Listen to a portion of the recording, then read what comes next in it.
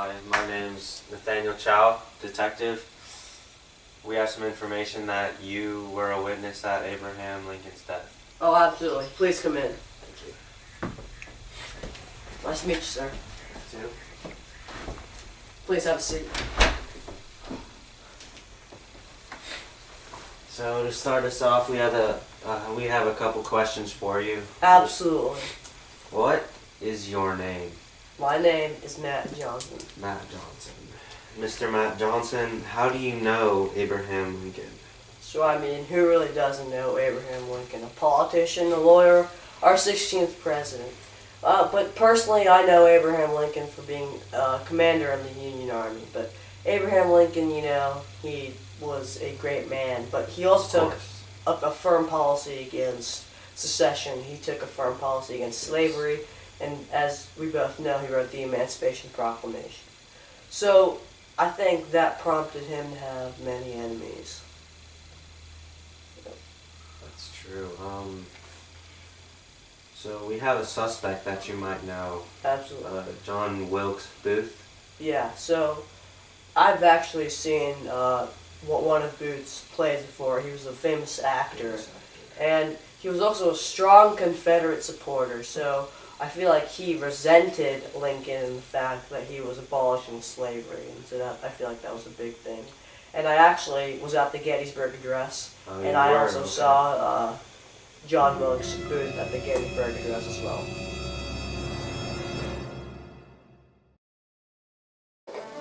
Fourscore and 7 years ago, our fathers brought forth upon this continent a new nation conceived in liberty, and dedicated to the proposition that all men are created equal.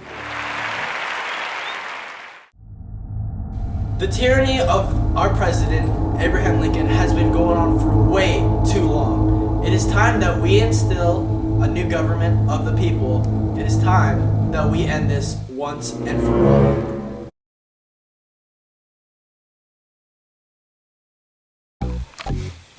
Hey, pal, come here for a minute. What's up, boss man? I need you to kill the Secretary of State. They've been ruining our government for way too long.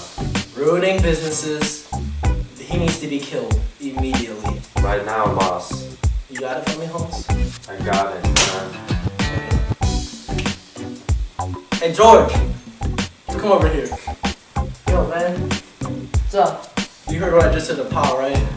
Yeah.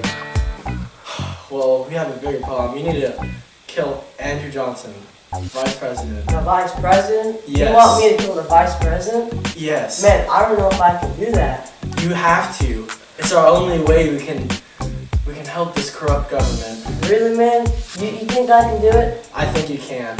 Alright, whatever you say, boss. Brother George. Yeah.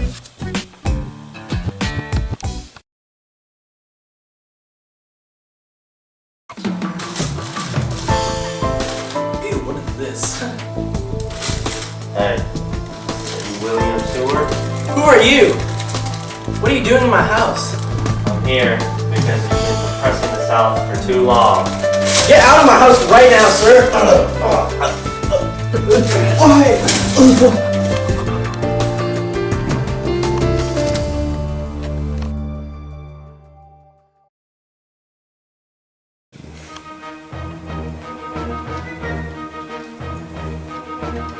There's Johnson.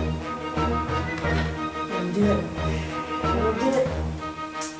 No, I'm not gonna do it. I'm out of here.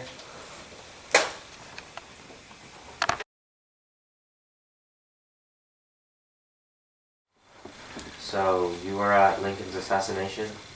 Yeah, I was actually there when Lincoln was assassinated. And it all really started off when Booth learned that Lincoln was actually attending one of Laura Keene's plays that was called Our American Cousin. And his plan was essentially to kill Andrew Johnson, the vice president at the time, also to kill Henry Seward, the Secretary of State, and Abraham Lincoln himself. Okay. But the only one that he really was successful in was Abraham Lincoln. And when did Abraham Lincoln actually get to the theater? So Lincoln actually arrived late to Ford's Theater. The show had already started, but after he arrived, it seemed like he was enjoying it very much, and it was actually a very memorable day as the president.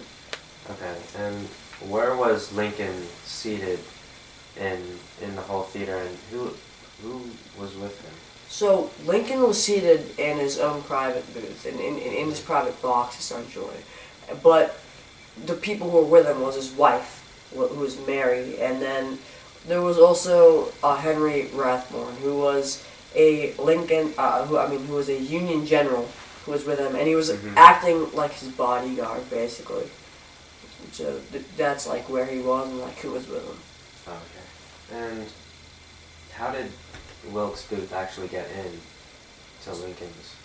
So Wilkes Booth actually was snuck in from the back of the door that entered the private box. He basically made his way around the crowd, and I kind of noticed him lingering around.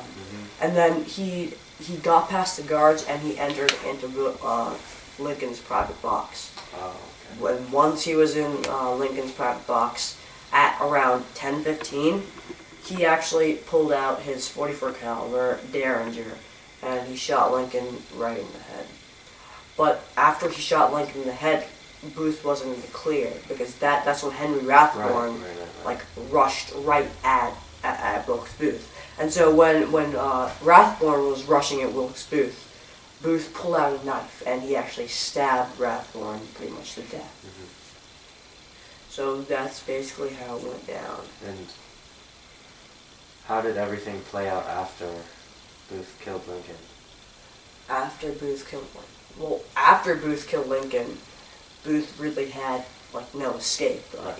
He was in a private box. The only way out was through the door, but there was also another way. He actually jumped down from the private box onto the stage. He broke his leg in the process, and he shouted "Sic semper tyrannis," which means like basically down with a tyrant. And so I think what Wilkes Booth was getting at is that he thought that Lincoln was a tyrant of some sort, and that he wanted basically to ruin the American government. And then after Booth escaped, which was really surprising that the police couldn't stop him, but the police chased him. Booth escaped by horseback away into the woods, essentially. But then afterwards, there was actually a doctor in the audience, and his name was Charles Leal. And Charles Leal was 23 years old, and he actually attended to Lincoln. He helped carry Lincoln across the street, essentially, to where they treated him. And then the surgeon announced basically that night that his death. Yeah, Lincoln passed away. So that's really essentially how Lincoln died on that fatal night.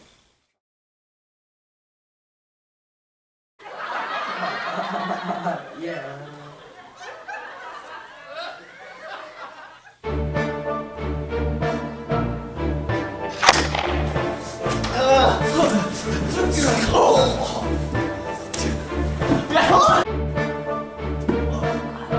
Sic semper tyrannis.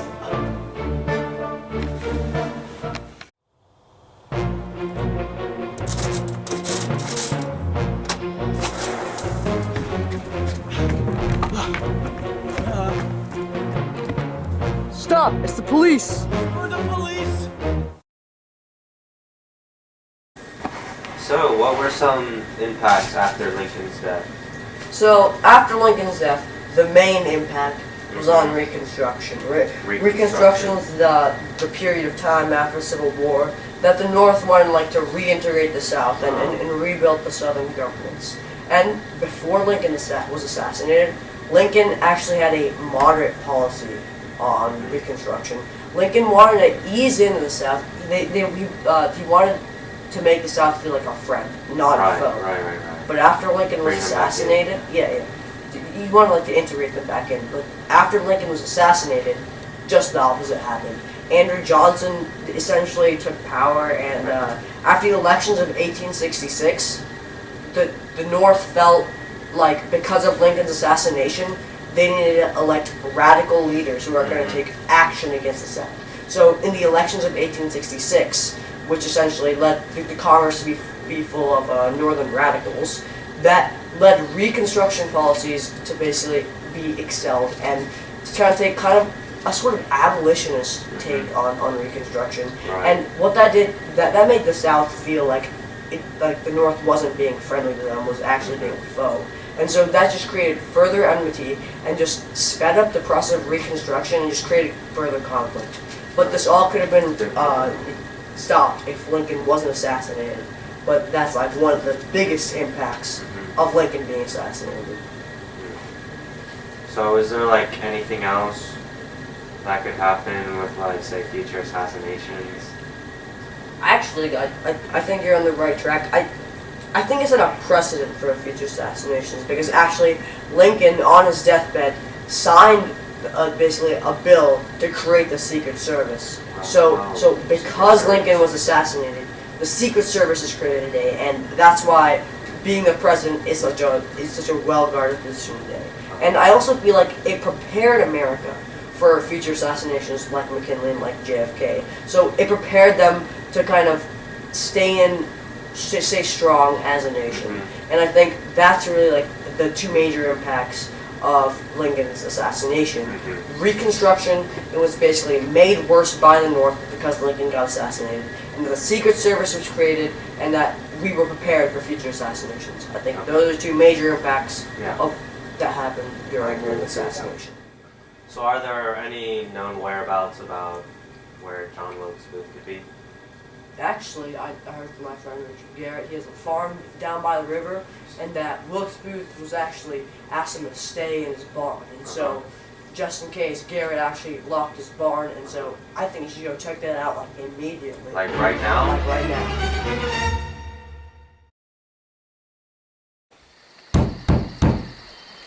What's up?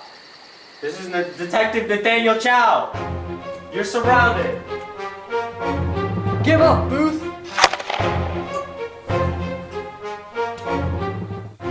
Alright, let's burn this place down.